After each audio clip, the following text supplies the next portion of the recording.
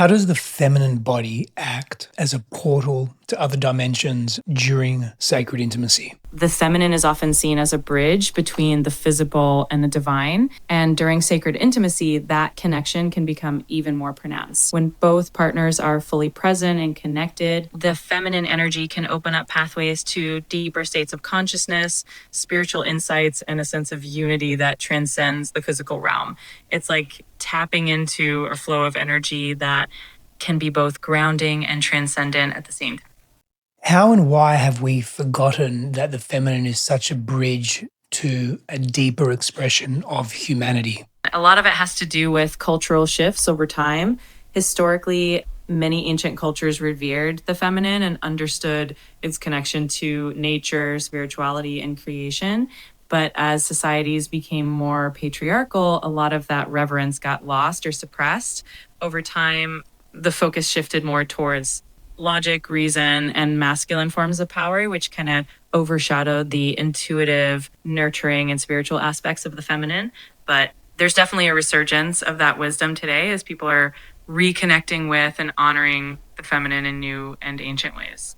So in this context, are you referring to the shadow side of patriarchy, or are you saying that simply the patriarchy as it exists in its expression, its entire expression, is negative, or what has caused this disconnection from valuing the feminine? I think it's more about acknowledging the shadow side of patriarchy rather than saying that all aspects of it are inherently negative. Patriarchy, like any system, has both positive and negative expressions, but the shadow side is what often leads to the suppression or devaluation of the feminine. The imbalance created by focusing too heavily on masculine qualities like control or dominance can lead to that disconnection. But when we bring awareness to it, we can start to heal those imbalances and reintegrate the value of the feminine in our lives. As a humanity, and particularly through the vehicle of intimate romantic partnership, how do we bridge this gap? Is there a real opportunity for forgiveness and deeper healing, or is there too much so-called water under the bridge?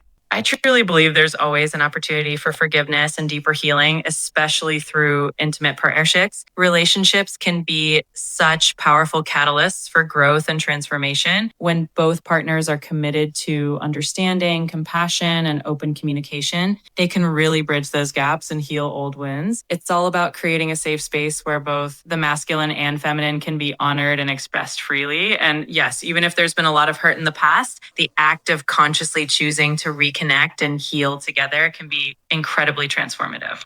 What's the individual's responsibility or ownership or sovereign path in terms of healing? Because what I'm hearing you say is that together, when we come together, we can create deeper levels of connection, intimacy, and healing. But what if there's such a schism that one will not allow the other in? Individual responsibility is absolutely crucial in the healing journey. Each person really needs to take ownership of their own healing, their own growth, and do the inner work that's needed. Sometimes that means setting boundaries. Sometimes it means taking time for self-reflection or seeking support from a therapist or a coach. And if one partner isn't ready or willing to let the other in, it can definitely be challenging, but that's where personal sovereignty comes in. Each individual has to honor their own path, their own healing, and sometimes that means giving each other the space needed to grow individually before coming back together. So if a partner or a person is not letting the other in, what would you recommend be a course of action for the other and as a couple to take?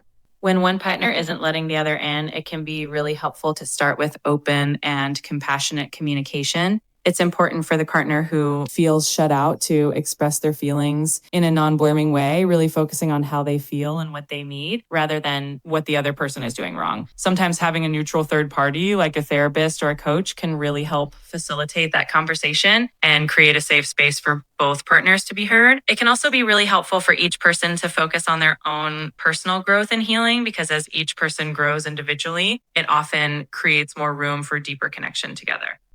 Okay. Interesting. More of these to come with more dialogue to come.